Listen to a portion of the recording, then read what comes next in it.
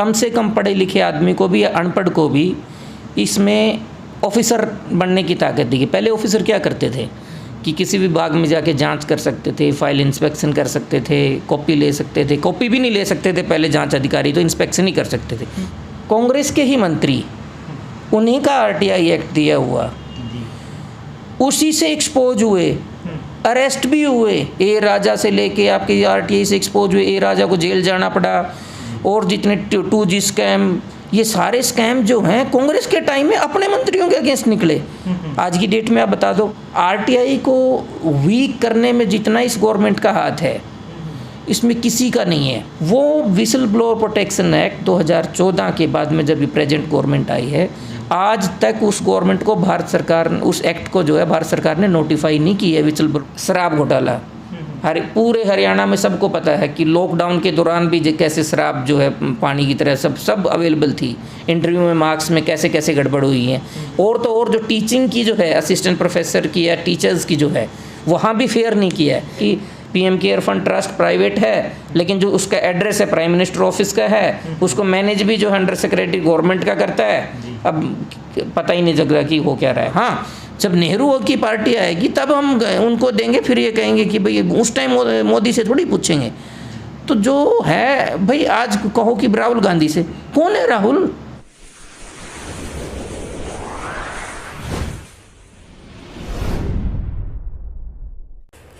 Video को अंत तक देखें, चैनल को सब्सक्राइब करें, आने वाली नई वीडियोज़ के नोटिफिकेशन पाने के लिए बेल आइकन को भी ज़रूर दबाएं। हेलो, नमस्कार, आदाब, सत श्री अकाल। मैं हूं वजिंदर सिंह। आप देख रहे हैं दी अवेयर। भ्रष्टाचार एक ऐसा मुद्दा जिससे समाज का हर तबका पीड़ित है। लड़ना चाहता है परंतु लड़ नहीं पाता है, सोचता है कोई और जो है इस काम को कर ले। करते हैं लोग, शिद्दत के साथ करते हैं, परंतु बहुत सारी समस्याएं उनके सामने नज़र आती हैं। परंतु जिनकी मैं बात कर रहा हूं कि कुछ लोग लड़ना चाहते हैं और लड़ते हैं, तो वो लोग किस तरीके की चुनौतियां उनको सामना करना पड़ता है, आज वर्तमान में क्या भ्रष्टाचार के हालात हैं, इन तमाम मुद्दों पे हम बात करेंगे। जिसके लिए बात करने के लिए हमारे पास एक ख़ास शख्सियत हैं जिन्हें कहा जाता है कि कानून की दराती से सेवा की फसल काटते हैं। मैं उनको कह रहा हूं कि वो आरटीआई की खुरपी से भ्रष्टाचार की नींव उखाड़ते हैं। मैं बात कर रहा हूं प्रदीप रापड़िया जी की। आइए उनसे ही बात करते हैं इस मुद्दे पे। प्रदीप जी, आपका दी अवेयर में स्वागत है। जो ये आरटीआई है और भ्रष्टाचार है, दोनों का किस तरीके से सामंजस्य देखते हैं? आम इंसान को, आम जन को आरटीआई से क्या फ़ायदे हुए हैं और भ्रष्टाचार पे इस पर कितनी लगाम लगती हुई नज़र आती है? देखिए, अगर मैं बीइंग ए लॉयर सारे कानून को कंपेयर करूं आरटीआई अकेले कानून से, तो पब्लिक के लिए एक पहला ऐसा कानून है कि सारे कानून एक तरफ और ये कानून एक तरफ। हर एक कम से कम पढ़े लिखे आदमी को भी या अनपढ़ को भी इसमें ऑफिसर बनने की ताकत दी गई। पहले ऑफिसर क्या करते थे कि किसी भी बाग में जाके जांच कर सकते थे, फाइल इंस्पेक्शन कर सकते थे, कॉपी ले सकते थे, कॉपी भी नहीं ले सकते थे पहले जांच अधिकारी, तो इंस्पेक्शन ही कर सकते थे। आज आप किसी भी रिकॉर्ड की जाके इंस्पेक्शन कर सकते हैं, आप उसकी कॉपी ले सकते हैं। तो उसके बेस पे जो है आपके पास जो डॉक्यूमेंट्स आते हैं उसमें भ्रष्टाचार का आप उस पर जो है विजिलेंस में यूज़ करें, सीबीआई में यूज़ करें, हाई कोर्ट में करें, किसी और कोर्ट में करें, लोकायुक्त में करें, तो ये भ्रष्टाचार से डील करने का तो क्या, सिर्फ भ्रष्टाचार से भी आगे की जो चीज़ें हैं, मैल एडमिनिस्ट्रेशन जिसको बोलते हैं, भ्रष्टाचार तो एक मोटी चीज़ हो गई, मैल एडमिनिस्ट्रेशन होती है, इरेगुलरिटीज़ होती हैं, तो उसमें जो है आपका ये आरटीआई जो है एक बहुत इफ़ेक्टिव वेपन है। हालांकि मोस्टली खैर ये भी होता है कि लोग इन्फॉर्मेशन ले लेते हैं और वहाँ ये तीसरी समझ लेते हैं, वो फिर वो पाइल अप करके बंडल बना के रख लेते हैं, लेकिन जब तक आप उस इन्फॉर्मेशन का यूज़ नहीं करोगे तो दैट्स यूजलेस। तो मीडिया के लिए भी कितना उपयोगी आरटीआई आपको नजर आता है? नहीं, मीडिया तो देखिए स्टार्टिंग से ही बहुत पहले से जो है बेनिफिट, देखिए प्राइमरीली मैं सेंट्रल इन्फॉर्मेशन कमीशन में आपको बताऊँ एज ए लॉ ऑफिसर 4.5 साल रहा, और वो भी इनिशियल स्टेज पे रहा था मैं, मतलब मान को 2008 से के बाद बात। तो आरटीआई के सबसे बड़े 2 ही क्लास बेनिफिशरी थी, एक मीडिया वाले और दूसरे कर्मचारी, सरकारी कर्मचारी जिन्होंने विरोध किया, लेकिन सबसे ज़्यादा बेनिफिशरी वो थे, सबसे ज़्यादा आरटीआई उनकी लगी है, सरकारी कर्मचारियों की।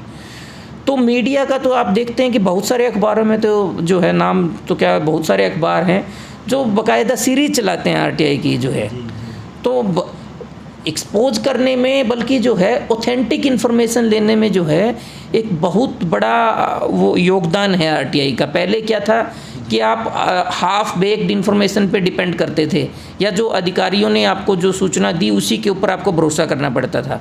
अब आपको उसकी ज़रूरत नहीं है, आपको ऑथेंटिक जाके ना पूरा रिकॉर्ड देख के, कई बार होता था कि जो ऑफिसर है अपने बेनिफिट के होता था वो पन्ना आपको निकाल के दे देता था, लेकिन जो उनके अगेंस्ट होती थी वो छुपा लेता था। तो आप जो है पूरी स्टोरी करने में आपको मदद मिलती है। अभी मनरेगा की जितनी भी स्कैम निकाले अखबारों ने, वो सब मीडिया ने आरटीआई यूज करके निकाला। अभी भी जो है रिसेंट में भूल रहा था मैं कि जितनी इन्वेस्टिगेशन हैं, सहारा की जो है सीबीआई इन्वेस्टिगेशन जितनी गलत हो रही थी उनको भी एक्सपोज किया। तो everything is with RTI. Haryana के अंदर भाजपा की सरकार बनी है, मुख्यमंत्री जो है मनोहर लाल खट्टर बने हैं, वो एक उनका जुमला कह सकते हैं, एक नारा कह सकते हैं कि हमने पारदर्शी सरकार दी है, भ्रष्टाचार मुक्त जो है सरकार दी है। कितना ये दावे सच हैं?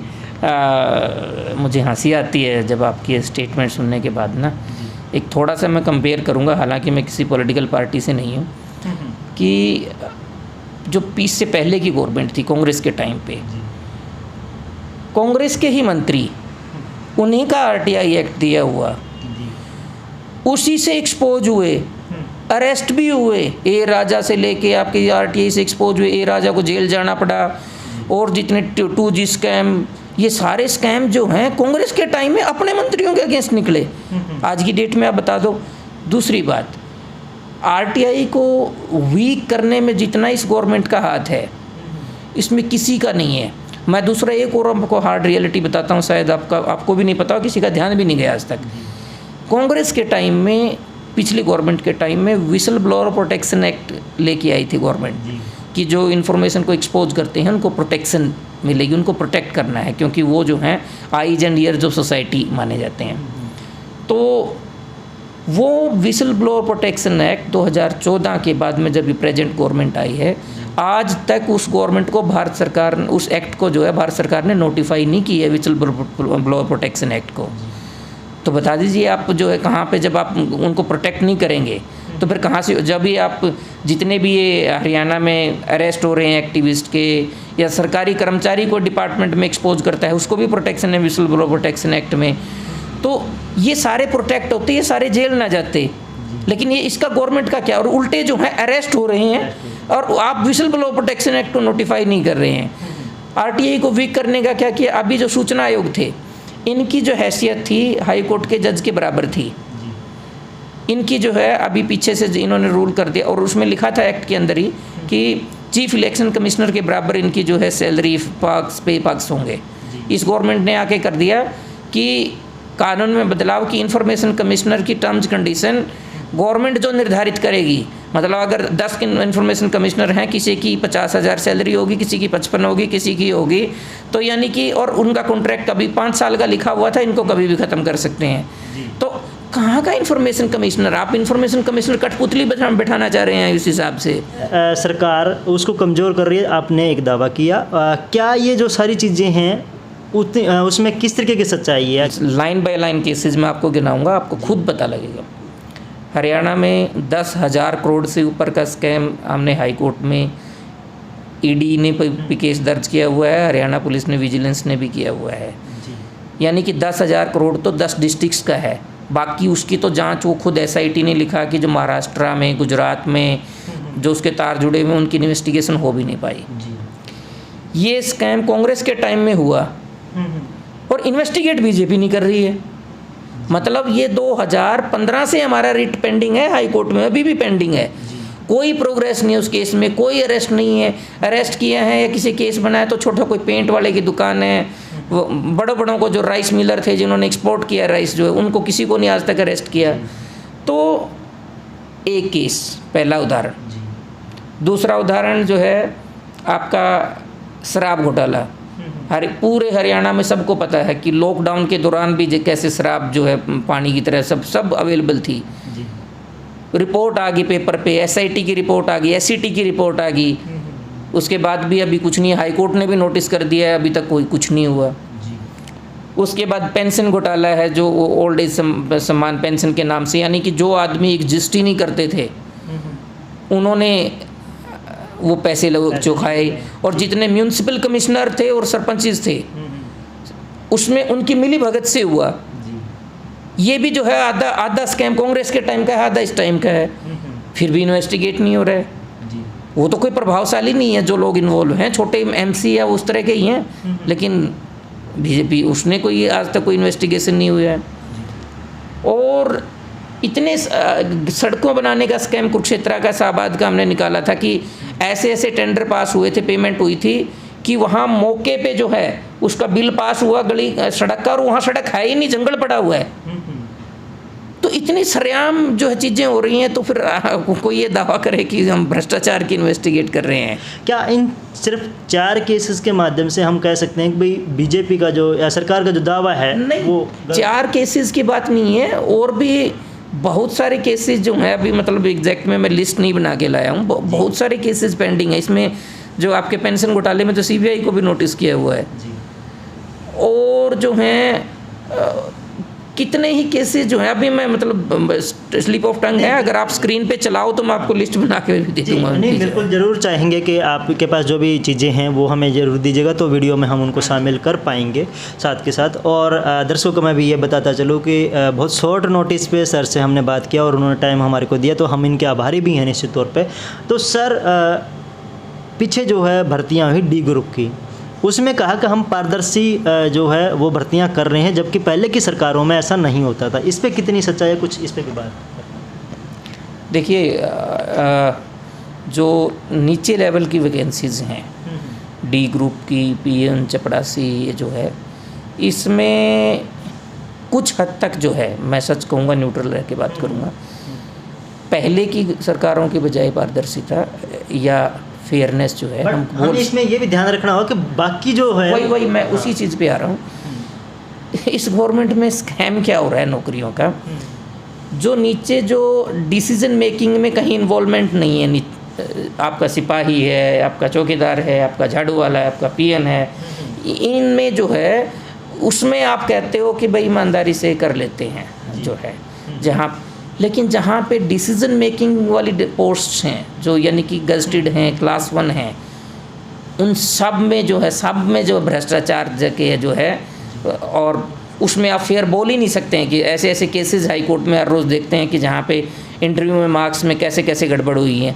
और तो और जो टीचिंग की जो है, असिस्टेंट प्रोफेसर की या टीचर्स की जो है, वहाँ भी फेयर नहीं किया है। तो मतलब गवर्नमेंट की ऐसे लगता है कि जैसे पॉलिसी ये है कि भाई नीचे तबके को तो जो है खुश कर, क्योंकि वो नंबर में भी लार्ज होती हैं वैकेंसीज बेसिकली जो है, तो वहाँ ताकि लगे लोगों को कि हमारे मेहनत से हुआ, क्योंकि मेजोरिटी वो है। जो बीजेपी का एक फंडा है कि जो निचला तबका है या फिर निम्न तबका, उसको अपने साथ कर ले जाए, बाकी जाए कहीं मर, ऐसा मतलब जो दिखे कम से कम वो दिखता है, लेकिन जो ये ऊपर वाली पोस्ट हैं उसमें कम पोस्ट होती है, वहाँ पे आप अपने जो लोग उनको कंट्रोल करेंगे नीचे वालों को, वहाँ पे आपने जो है पूरा एक पर्टिकुलर कैडर से लोग जो है आपने वहाँ फिट कर दिए हैं जो है।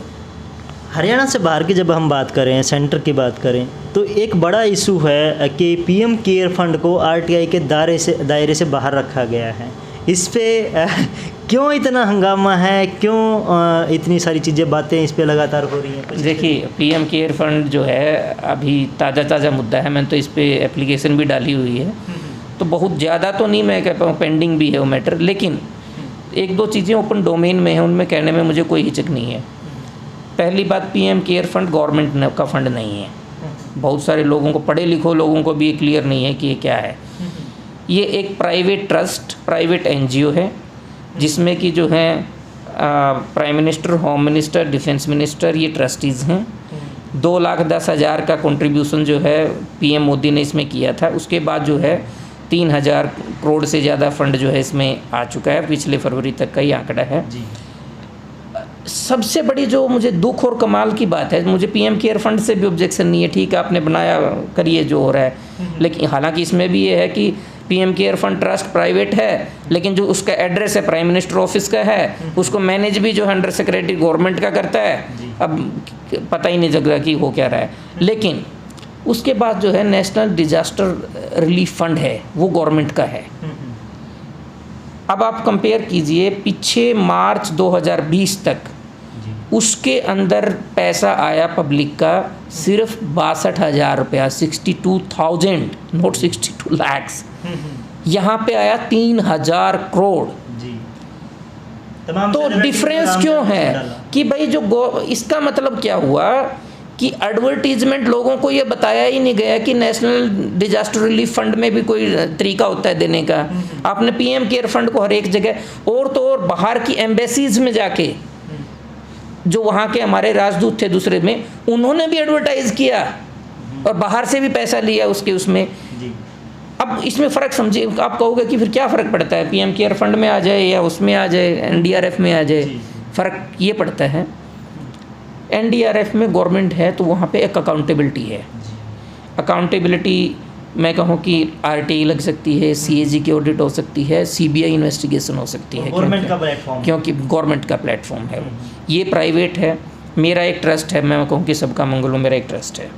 अब उसमें जो है गवर्नमेंट का कोई लेना देना नहीं है, मेरा अपना पैसा है, वो मैंने लगा रखा है। ना सीबीआई हो सकती, ना कोई आरटीआई, ना कोई सीएजी ऑडिट। अब इस पे ख़ास तौर से जो है सीएजी ऑडिट के लिए गए थे कुछ पार्टी, सुप्रीम कोर्ट ने कहा कि भाई, वकीलों से ही क्वेश्चन पूछा हम लोगों से कि भाई जब वो गवर्नमेंट का फंड ही नहीं है तो सीएजी तो सिर्फ गवर्नमेंट की ऑडिट करती है ना, तो सीएजी का ऑडिट नहीं होगा। फिर एक आरटीआई लगाई गई प्राइम मिनिस्टर ऑफिस में। प्राइम मिनिस्टर ऑफिस में अपील में ये निकल के आया कि भाई जो है ये प्राइवेट ट्रस्ट है, नहीं, दायरे से बाहर रखने की बात नहीं है, प्राइवेट के ऊपर लागू ही नहीं होता, रखने की तो कोई क्वेश्चन ही नहीं है, अपने आप ऑटोमेटिकली है वो, कि जब वो गवर्नमेंट से रिलेटेड नहीं है तो वो प्राइवेट एंटिटी के ऊपर लागू होता ही नहीं है, जिसे कहा जाता है कि नॉर्म्स से बाहर है। हाँ, अब ये नहीं पता चल रहा कि पूरे इंडिया में डिफेक्टिव वेंटिलेटर गए। आप इमेजिन करके देखिए, अगर किसी गवर्नमेंट के इंस्टीट्यूट से डिफेक्टिव आ जाता वेंटिलेटर तो कितना बड़ा हंगामा होना था, ओपोजिशन ने भी चलाना था, डिफेक्टिव आ गए हैं, वो आ गए हैं, फिर उसकी सीबीआई इन्वेस्टिगेशन भी होनी थी, क्योंकि ये नहीं पता कि डिफेक्टिव वेंटिलेटर आने से कितने लोगों की तो डेथ हो गई होगी, क्योंकि जो बेचारों को ऑक्सीजन थी वो मिल ही नहीं रही थी जो है। तो लेकिन यहाँ कुछ नहीं हो सकता। आपने किसको कॉन्ट्रैक्ट दिया? अगर आपने अपने ही आदमियों को कॉन्ट्रैक्ट दे दिया, ठीक है, आप लीगली ठीक हो, आपने अपने आदमियों को दिया, तो मेरा अपना ट्रस्ट है तो मैं किसी को भी दे सकता हूँ, मुझे ज़रूरत नहीं है टेंडर प्रोसेस में पढ़ने की। लेकिन पैसा लोगों ने कैसे दिया? लोगों ने समझ के दिया कि हम पीएम केयर फंड में दे रहे हैं, दैट्स द ट्रेजेडी। और आपने एनडीआरएफ को जो है अब तक एडवर्टाइज क्यों नहीं किया? आपने लोगों को बताया नहीं कि एनडीआरएफ में भी आप दे सकते हो, और वहाँ सिर्फ 62,000 या 3,000 crore. This is the difference. जब सरकार के पहलुओं पे हमने बात की है, तो अब हम थोड़ा सा आरटीआई जो एक्टिविस्ट हैं उनके पहलुओं पे भी बात कर लें। अक्सर कहा जाता है कि जो आरटीआई एक्टिविस्ट हैं वो आरटीआई जो है वो सामने वाले को ब्लैकमेल करने के लिए जो है काम करते हैं, तो इसमें कितनी सच्चाई है? देखिए, पहली बात तो जो है सच्चाई मैं इसलिए नहीं मानता कि अगर ब्लैकमेलिंग है तो आईपीसी में एक्सटॉर्शन का प्रोविज़न है। एक्सटॉर्शन के एफआईआर जो है, जो ब्लैकमेल हो रहा है वो कर सकता है। और एक्सटॉर्शन जो है, किसी बच्चे को किडनैप करके एक्सटॉर्शन करना और आरटीआई फाइल करके करना दोनों बराबर हैं। तो वो लोग एफआईआर क्यों नहीं करवाते हैं, पहला क्वेश्चन। दूसरा क्वेश्चन ये है कि ब्लैकमेल कौन हो रहा है? जिसने कुछ गलत किया है वही तो ब्लैकमेल हो रहा है ना, शरीफ आदमी तो नहीं हो सकता। और दूसरी बात, मैं एक बहुत बड़ी लार्जर, मैं नेशनल लेवल पे भी मैं बोल रहा हूँ, बल्कि दूसरी स्टेट्स में भी जाके मैं बोलता हूँ, ये ब्लैकमेलिंग नो डाउट हो रही है, मुझे भी पता है कई केसेस में है, नो डाउट अबाउट दैट। लेकिन उसके लिए गवर्नमेंट रिस्पॉन्सिबल है। गवर्नमेंट रिस्पॉन्सिबल क्यों है?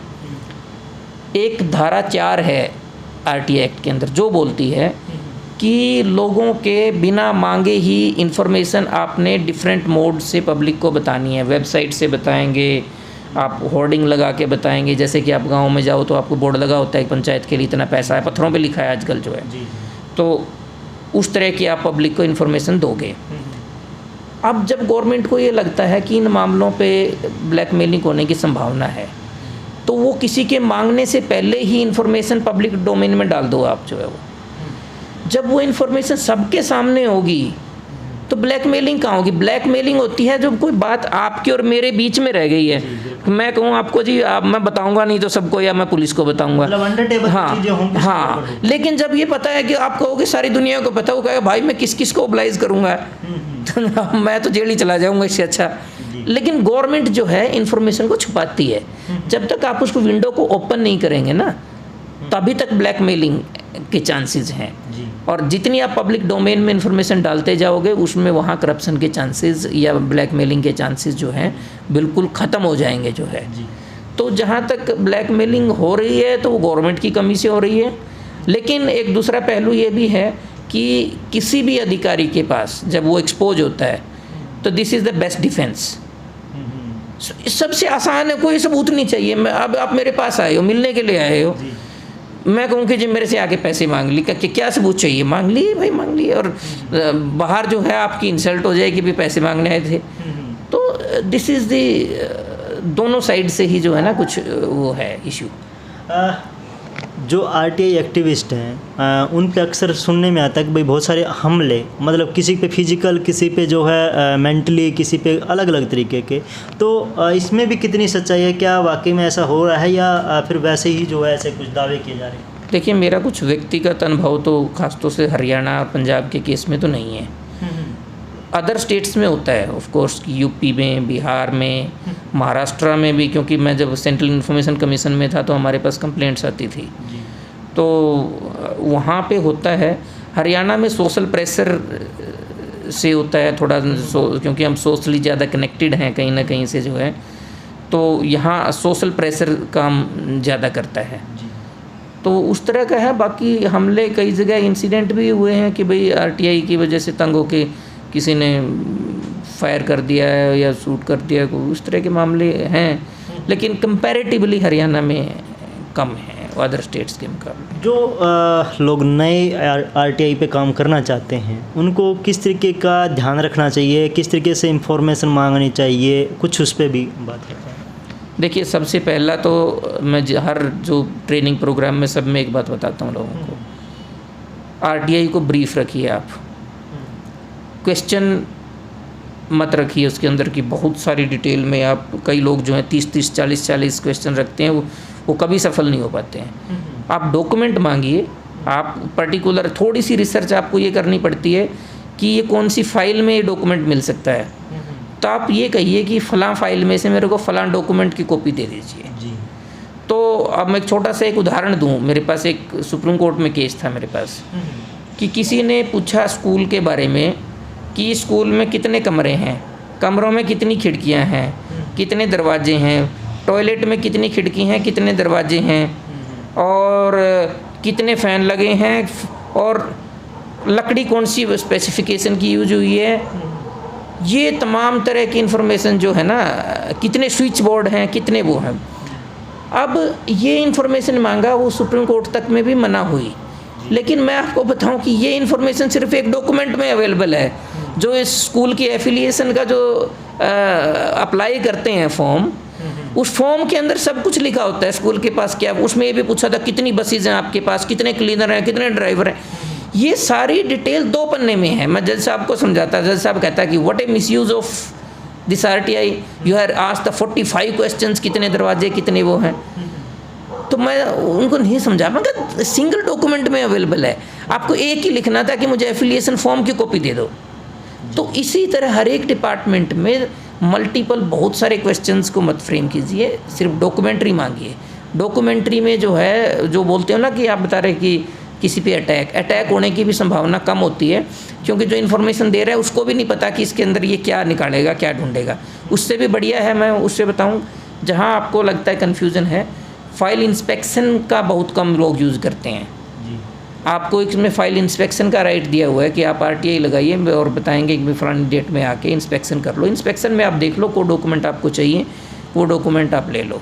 क्वेश्चन फ्रेम ना करें, वो आपको लीगली टेनेबल नहीं है क्वेश्चन की, जैसे मेरे साथ अन्याय क्यों हुआ, न्याय क्यों हुआ। हालांकि अगर कोई अच्छा जज है, इंफॉर्मेशन कमिश्नर है, तो क्यों न्याय हुआ का भी जवाब डॉक्यूमेंट्स में है तो वो कहेगा डॉक्यूमेंट दे दो। लेकिन नॉर्मली जो है टेंडेंसी ये बन गई है इन्फॉर्मेशन। शुरुआती दौर में आपने एक शब्द यूज किया था, बहुत सारे लोग जो है ना आरटीआई लेके एक पूरा बंडल बना करके घर में रख लेते हैं, तो वो भी एक वजह है कि भी अब ऑफिसर्स जो है ना कतराने लगे हैं वो सारी इन्फॉर्मेशन देने से, क्योंकि एक तरीके से उसका होना जाना कुछ नहीं है। नहीं, ऑफिसर के कतराने का कारण तो नहीं है ये, उनको तो इन्फॉर्मेशन देने से मतलब है। हाँ, लेकिन जो है जो आपने एनर्जी लगाई वो वेस्ट हो जाती है। और मेरा तो ये एक्सपीरियंस है ना, उसका खुद यूज़ करते हैं और कोई और मांगे तो उसको भी नहीं देते हैं। कई बार कईयों के पास मुझे पता लगा न्यूज़पेपर में तो निकलवा देंगे, मैंने न्यूज़पेपर पढ़ के लगा यार मैं सारे डॉक्यूमेंट तो उसके पास हैं, तो मैंने फ़ोन करके कहा कि भाई ये डॉक्यूमेंट यार दे दो, मैं कोर्ट में यूज़ कर लूँगा। आपने तो वो डॉक्यूमेंट कभी नहीं, मेरे को तो मिले नहीं किसी से जो है आज तक जी। मेरा अगला सवाल आपने आसान कर दिया है, तो यानी कि जो लोग इन्फॉर्मेशन ले लेते हैं या फिर जिनको ऊपर ब्लैकमेलिंग के आरोप लगते हैं या फिर जिनके ऊपर हमला होता है, क्या उन तमाम लोगों को एक मंच पे लेके आने का भी कभी प्रयास हुआ? कोई यूनियन, कोई संगठन, कुछ ऐसा आरटीआई एक्टिविस्ट का कुछ हो जाए? नहीं, वो मैं कर रहा हूँ, उस प्रोसेस में हूँ, मैं भी हूँ, पहले भी हुए हैं, ज़्यादा सक्सेस नहीं हुए। तो अब कोविड की वजह से थोड़ा सा और उस पर एक सेटबैक रहा, लेकिन कोशिश जो है एटलीस्ट मैं कर रहा हूँ। और इसीलिए हमने जो है सबको कहा हुआ है कि आरटीआई में जब तक कि कोई पब्लिक कॉज का इशू है तो we offer free legal aid to them, except कि कोई कमर्शियल एंगल या कोई एक्सटॉर्शन का एंगल उस केस में ना हो। तो हम कर रहे हैं उसके ऊपर जो है, और होना भी चाहिए। एक आपकी पोस्ट या फिर एक आपका आह्वान 66 रुपये वाला काफ़ी वायरल हुआ है, काफ़ी चर्चाएं हुई हैं उस पर। देखिए, वो 66 रुपये का मैंने जानबूझ के यूज़ करना पड़ा था कि कईयों को लगता है कि भी एक अट्रैक्टिव एक स्लोगन टाइप था। वो स्लोगन इसलिए था कि अपनी हेल्थ के लिए आपने 66 रुपये खर्च करने हैं। 66 क्या करने हैं कि अब मैंने 3 पते दिए थे उस पर। आप एक अपने हेल्थ मिनिस्टर विज को, एक एसीएस हेल्थ को, और तीसरा भूपिंदर सिंह हुड्डा जो है अपोजिशन लीडर, सभी को आप एक लेटर मैंने ड्राफ्ट किया था जो कि जर्नल इश्यूज हैं सभी हॉस्पिटल्स के जो हैं। तो कुछ स्पेसिफिक था तो मैंने बोला था कि उसमें ऐड कर लें। 66 रुपये मैंने बताया था कि 22 रुपये एक रजिस्टर्ड पोस्ट के लगते हैं, आपने 3 रजिस्टर्ड पोस्ट करवानी है। तो उस पे है हमारा प्लान, वो ऐसे नहीं है कि हवा में था। हमारा ये है कि अगर हरियाणा भर से हमारे पास में आते हैं तो फिर जो है एक हाई कोर्ट में एक रिट डाली जाए कि भाई ये जो है इश्यूज हैं। आखिरी चलते चलते एक गूगली सवाल, आप बीजेपी सरकार के पीछे ही क्यों पड़े हुए हैं? कोई पर्सनल, कोई व्यक्तिगत दुश्मनी या फिर जो है कुछ राजनीतिक महत्वाकांक्षाएं, क्या कहना चाहेंगे? नहीं, पीछे पड़ने वाला सवाल ही नहीं है। हम तो कोई भी गवर्नमेंट आती है, पता है क्या, जब ओपोजिशन होते हैं वो खुश होते हैं, जब भी हम जैसे होते हैं ना, कांग्रेस आएगी तो फिर बीजेपी वाले खुश होंगे जो है। आज हो सकता है कुछ कांग्रेस वाले खुश हों, तो इसमें राजनीति और यहाँ तो हो ही नहीं सकता, क्योंकि किसी के इंडिविजुअल के साथ तो आपकी हो सकती है, एज ए ऑर्गेनाइजेशन पे तो इन प्रिंसिपल जो है आप डिसएग्री करते हो। और जो रूलिंग पार्टी होती है हमेशा ही, तो चांसेस जो हैं हमेशा यही रहेंगे कि हमारी नाराज़गी उनसे होगी। भाई जिससे हमें काम है उसी से तो होगी ना। अब मैं नेहरू को गाली थोड़ी ना दे सकता हूँ कि इनके लिए, जब नेहरू की पार्टी आएगी तब हम उनको देंगे, फिर ये कहेंगे कि भाई उस टाइम मोदी से थोड़ी पूछेंगे। तो जो है भाई, आज कहो कि राहुल गांधी से, कौन है राहुल? कोई है ही नहीं मेरी नज़रों में आज की तारीख में। वो मेरे सवाल तो जो जिससे मुझे रिलीफ मिल सकता है उनसे, उनके लिए चिल्लाऊंगा ना मैं। तो ये तो कोई सवाल नहीं होता कि भाई जो है किसी पॉलिटिकल पार्टी का तो कोई सवाल ही नहीं है इसमें कि विरोध का पर्टिकुलर जो है।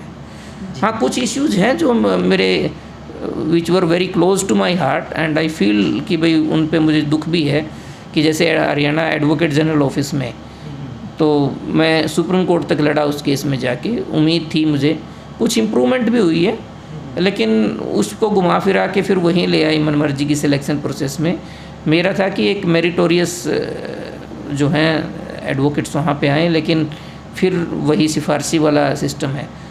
उस एंगल पे मैं थोड़ा सा पर्सनल, मुझे लगता है कि कोई एक ऐसा इशू है बिल्कुल जो सरेआम गदर वाली बात है ना, तो वहाँ पे है कि भाई वो नहीं होना चाहिए था। और मुझे बड़ी उम्मीद थी कि इसके बाद जो है पूरे इंडिया में, क्योंकि वो पूरे इंडिया के लिए डायरेक्शन हुई थी मेरे केस में उसमें। ना केवल सरकार से ईमानदारी की उम्मीद रख रहे हैं रापड़िया जी, बल्कि खुद भी आखिरी इस सवाल में उन्होंने ईमानदारी से जवाब दिया है जो भी इश्यूज़ हैं। और लास्ट में बिल्कुल साफ वो कह रहे थे कि अक्सर जो है ना आरोप लगते हैं कि फलां सरकार में आप क्यों नहीं पूछ रहे हैं, आप फलां सरकार के बारे में क्यों नहीं पूछते हैं। जो सत्ता में होता है उसी से सवाल किया जाता है। बिल्कुल सही उन्होंने एक बात कही है। निश्चित तौर पर हमने जो भी सवाल किए उन्होंने बहुत ईमानदारी से, बहुत बखूबी हमारे सवालों का जवाब दिया। समाज की बेहतरी के लिए, समाज एक पारदर्शी सरकार हो, सत्ता हो और जनहित के लिए वो काम करने वाली हो, ऐसी उम्मीदें लगा करके लगातार अपना काम बहुत बखूबी और ईमानदारी से करते हुए नज़र आते हैं। रापड़िया जी, आपने दी अवेयर को समय दिया, आपका शुक्रिया, बहुत बहुत धन्यवाद। थैंक यू, बहुत बहुत धन्यवाद। वीडियो अच्छी लगी हो तो लाइक करें, कमेंट बॉक्स में अपने सवाल और सुझाव देना भी ना भूलें।